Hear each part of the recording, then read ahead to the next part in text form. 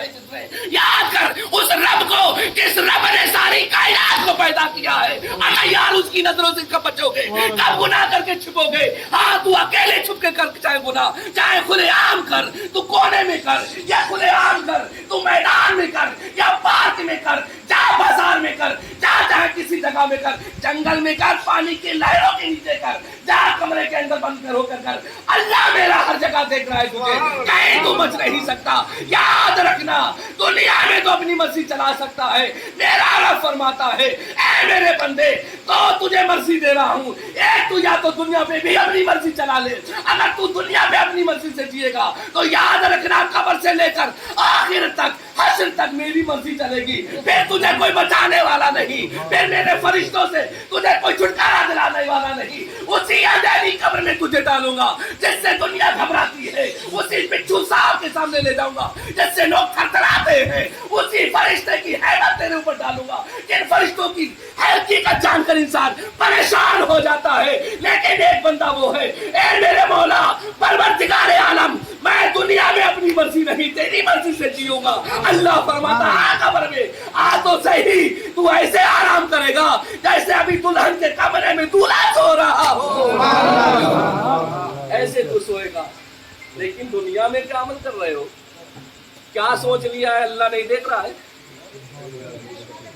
कहां जाके छुपोगे?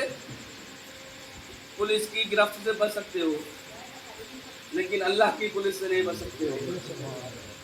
अल्लाह ने हमेशा तुम्हारे कांधों पर फरिश्तों को मुकर्रर कर दिया है। जो मैं बात कर रहा हूँ ना, इस बात को भी अल्लाह लिखवा रहा है। मैं अपनी वाह के लिए कर रहा हूँ तो ये लानत है इस बात को, यही बात मेरे मुंह पे मारी जाएगी। मैं पुणे जिगर पेश इसलिए कर रहा हूँ कि मेरे मोमिन भाई में से कोई एक हिदायत पर पा गया तो उनकी जरिए से मेरी भी निजात हो जाएगी। याद करो, इश्क रसूल बसाओ सीने में। नबी का इश्क होगा तो तुम्हारा बेड़ा पार होगा, रसूल का इश्क होगा बेड़ा पार होगा, नबी का इश्क होगा, सहाबा का इश्क होगा, अहले बैत का इश्क होगा तो बेड़ा पार हो जाएगा।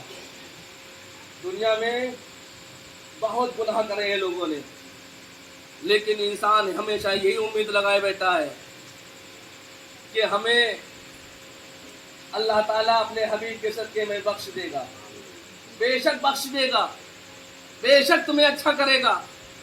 लेकिन लोहे को लोहार जब तैयार नया बनाता है, उसके ऊपर जंग लगी हो तो आप खूब जानते हैं उसकी इतनी पिटाई ढलाई होती है कि उसको पकाया जाता है, फिर कूटा जाता है, फिर पकाया जाता है, फिर कूटा जाता है, फिर पकाया जाता है, कूटा जाता है, फिर कहीं वो बहुत देर के बाद में, बहुत समय के बाद में नया लोहा बन के आता है।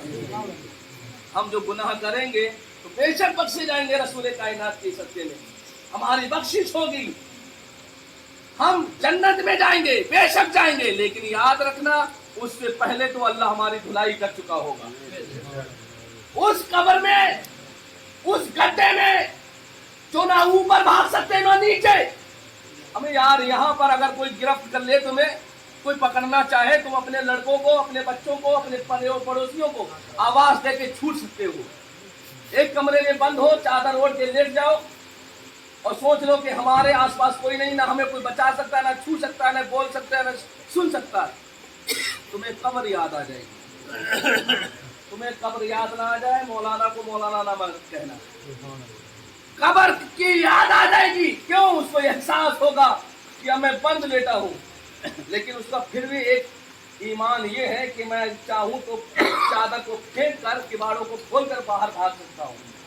नहीं मैं जानता है वो प्रैक्टिकल जो कर रहा है वो कर रहा है, लेकिन उसको ये तो ईमान है कि मैं निकल के भाग सकता हूँ, क्योंकि दुनिया में अभी जिंदा है। लेकिन कब्र के अंदर जब जाएगा, वो उतरेगा, वो कब्र के अंदर उतर गया, फिर नहीं भागने वाला। ना ऊपर जगह है, ना नीचे जगह है, ना दाएं जगह है, ना बाएं जगह है। याद करो, जिस जमीन पे तुम अकड़ अकड़ कर चल रहे हो, जिस जमीन पर अपनी मूंछों को ताव देकर चल रहे हो, जिस जमीन पर तुम अपनी सीने को बुलंद करके चल रहे हो, जिस जमीन पर लोगों में इख्तलाफ करा रहे हो, جس زمین پہ بیٹھ کر لوگوں کے اندر وبا پھیلا رہے ہو، جس زمین پہ بیٹھ کر لوگوں کے بیچ حکومت چاہ رہے ہو، جس زمین پہ بیٹھ کے لوگوں کے اندر اختلاف ڈال کر بھائی بھائیوں کو لڑا رہے ہو، لیکن